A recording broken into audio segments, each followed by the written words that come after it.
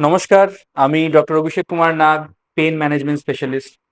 আমাদের আগের ভিডিওর পর অনেক দর্শক আমাদেরকে অনুরোধ জানিয়েছে যে আপনি তো বললেন ডাক্তারবাবু যে এক্সারসাইজ রেগুলার বেসিসে করা উচিত যাতে ব্যথা কম থাকে, কিন্তু কি কি এক্সারসাইজ আমরা করব সেইটার ব্যাপারে যদি বিস্তৃত বলেন তাহলে ভালো হয়। তো আজকে আমরা সেই কিছু কমন এক্সারসাইজ, যাতে আপনাদের ব্যথা কম থাকবে, আমরা সেই এক্সারসাইজেস গুলো আহ, এখানে দেখাবো, যাতে আপনারা দেখে এক্সারসাইজেস গুলো করতে পারেন এবং আপনাদের ব্যথা কম থাকে। তো চলুন আমরা এবারে এক্সারসাইজেস গুলো দেখানোর দিকে চলে যাই। প্রথমে আমরা দেখব কিছু ঘাড়ের ব্যায়াম। প্রথমে হচ্ছে ঘাড় মোবিলাইজেশন এক্সারসাইজ বলি আমরা এটাকে। তো প্রথমে হচ্ছে ঘাড়টাকে পেছন দিকে নিতে হবে, এরকম করে 5 সেকেন্ড ধরবেন, তারপরে আবার নর্মাল নিয়ে আসবেন, তারপরে সামনের দিকে ঝোঁকাতে হবে। এরকম করে 5 সেকেন্ড ধরে নর্মাল নিয়ে আসতে হবে। এরকম 5 বার করলেই যথেষ্ট। এবারে ঘাড় হবে আহ, এই দিকে কাত করো। হ্যাঁ, কাত করে 5 অবধি গুনবেন, সোজা নিয়ে আসবেন, আবার তারপরে এইদিকে কাত করবেন, আবার একই রকম 5 অবধি গুনবেন, সোজা নিয়ে আসবেন। এটাও 5 বার রিপিটেশন। আর থার্ড যে মোবিলাইজেশন এক্সারসাইজ ঘাড়ের, সেটা হচ্ছে একবার এই পাশ ডান দিক ফিরবেন, আর একবার বাঁ দিক ফিরবেন। ঠিক আছে, প্রত্যেকবারই 5 সেকেন্ড করে গুনে ওয়েট করে নর্মালি এসে তারপরে উল্টো দিকে নিয়ে যাবে। এরকম 5 বার করতে। নেক্সট যেটা ঘাড়ের এক্সারসাইজ, সেটা হচ্ছে অ্যাগেনস্ট রেজিস্ট্যান্স এক্সারসাইজ, মানে একটা বাধার বিরুদ্ধে আমরা ব্যায়াম করব যাতে আমাদের ঘাড়ের যে পেশিগুলো থাকে সেগুলো একটু স্ট্রং বা শক্ত হয়। ঠিক আছে, প্রথম এক্সারসাইজ হচ্ছে তোমার বাঁ হাতটাকে মাথার বাঁ দিকে চাপ দাও। ঠিক আছে, বাঁ হাতটাকে দিয়ে মাথার বাঁ দিকে রেখে বাঁ হাত দিয়ে ডান দিকে ঠেলা দিতে হবে, আর মাথাটাকে দিয়ে আপনার বাঁ দিকে ঠেলা দিতে হবে।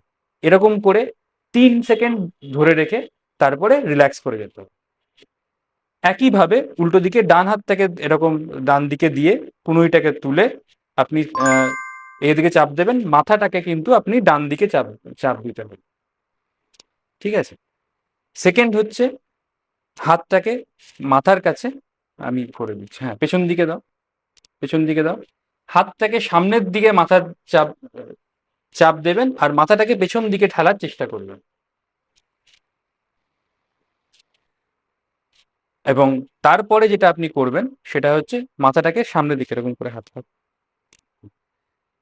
এইরকম করে হাত রেখে হাত দিয়ে পেছন দিকে ঠেলবেন মাথাটাকে, মাথাকে সামনের দিকে, এই এর যে চাপ তার বিরুদ্ধে সামনের দিকে ঠেলার চেষ্টা করবেন। এবারে চলে আসি আমরা পিঠের শিরদাঁড়ার কিছু এক্সারসাইজ। প্রথম যে ব্যায়ামটা আমরা দেখাবো তাকে আমরা বলি হচ্ছে পেলভিক টিল্ট। এইটা হচ্ছে পিঠের একদম বেসিক এক্সারসাইজ। এটা কিন্তু একটা ব্যায়াম বললে ভুল হবে, এটা জীবন ধারণের সময়ও যদি আপনি এটা রেগুলার বেসিসে করতে থাকেন তাহলে আপনার ব্যথা অনেক কম থাকবে। এটার জন্য আপনাকে দেখতে হবে যে আপনি যখন এরকম বিছানায় শুয়ে থাকেন হাঁটুগুলো ভাঁজ করে ধরুন এরকম ভাবে, তাহলে দেখবেন পিঠের তলায় এখানে এরকম একটা ফাঁকা জায়গা থাকে যেখান দিয়ে আপনার হাত রাখা যায়। ঠিক আছে, তো আপনি এরকম করে শুয়ে থাকবেন, পিঠের তলায় এরকম নিজের হাতকে এরকম ভাবে রেখে দেবেন। এবারে আস্তে আস্তে নিজের বডিটাকে টাইট করে আপনার কোমরটাকে এরকম করে ওপর দিকে তুলবেন, এমন ভাবে তুলবেন যাতে পিঠের যে তলার অংশটা সেটা হাতের ওপরে চাপ দেয়। এরকম অবস্থায় ধরে রেখে আপনি 5 সেকেন্ড রাখবেন, দিয়ে রিল্যাক্স করে যাবেন। রিল্যাক্স করে যাও। ঠিক আছে, এরকম রিপিটেশন আপনাকে এক একটা বারে 10 বার করতে হবে। দিনে এটা যতবার করবেন তত ভালো। আমরা বলি সাধারণত 2 থেকে 3 বার এটা যেন অন্তত পক্ষে করা হয়।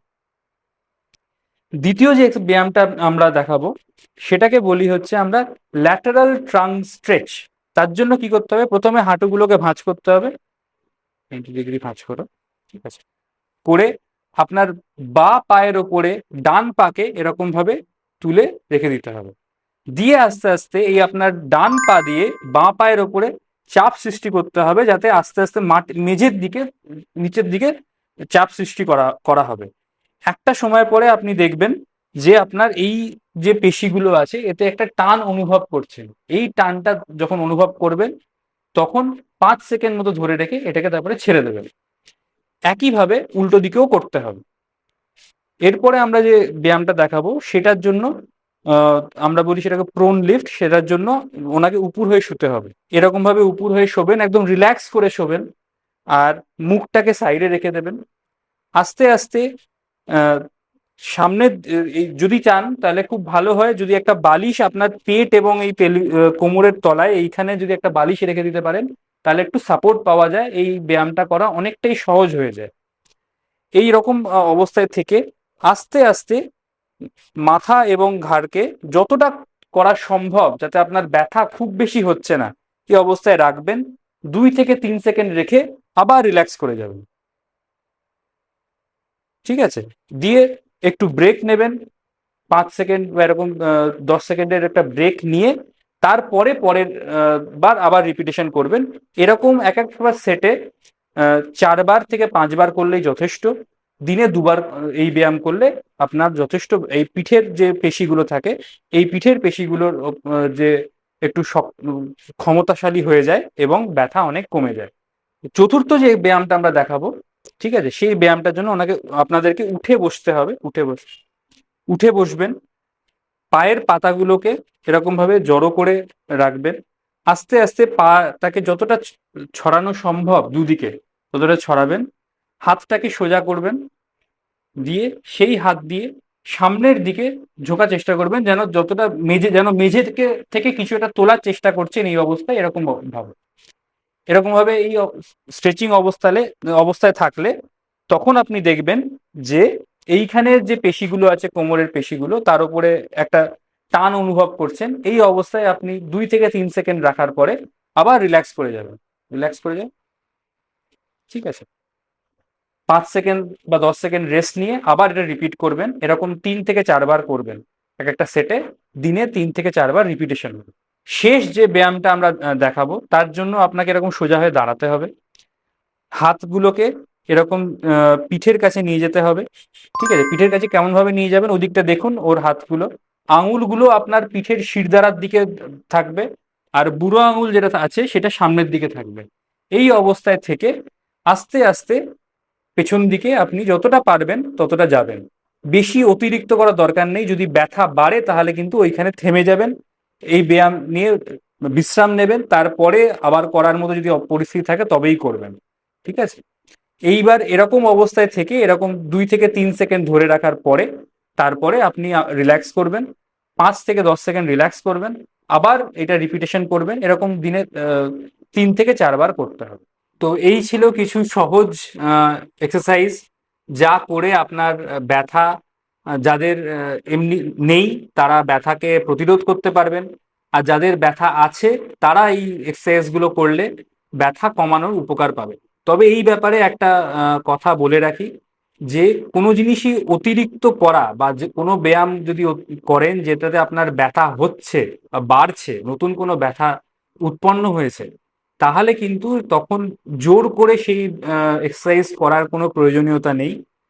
তৎক্ষণাৎ আপনি এই এক্সারসাইজ বন্ধ করে আপনার যে ফিজিওথেরাপিস্ট বা আপনার যে ব্যথার ডাক্তারবাবু আছে তার সাথে কনসাল্ট করুন, যে এই ব্যথার উৎস কেন এবং আপনার জন্য কোন ব্যায়ামটা একদম অ্যাপ্রোপ্রিয়েট, কোন ব্যায়ামটা সঠিক সেটা জেনে নিয়ে তবেই ব্যায়াম করুন। দ্বিতীয় যে কথাটা বলার, এই ব্যায়ামগুলো কোনোটাই খুব দ্রুত গতিতে করবেন না, ধীরে ধীরে রিল্যাক্স হয়ে করবেন, যাতে কোনো রকম ভাবে আচমকা ব্যথা পেয়ে যাওয়ার যে প্রবণতা থাকে ব্যায়ামগুলো করতে, সেইগুলো যেন আপনি না পান। আশা করব আপনারা ভালো থাকবেন, সুস্থ থাকবেন। এই ব্যায়ামগুলো করলে আপনাদের ব্যথা অনেক কম থাকবে। আজকের ভিডিও এখানেই শেষ করছি। নমস্কার।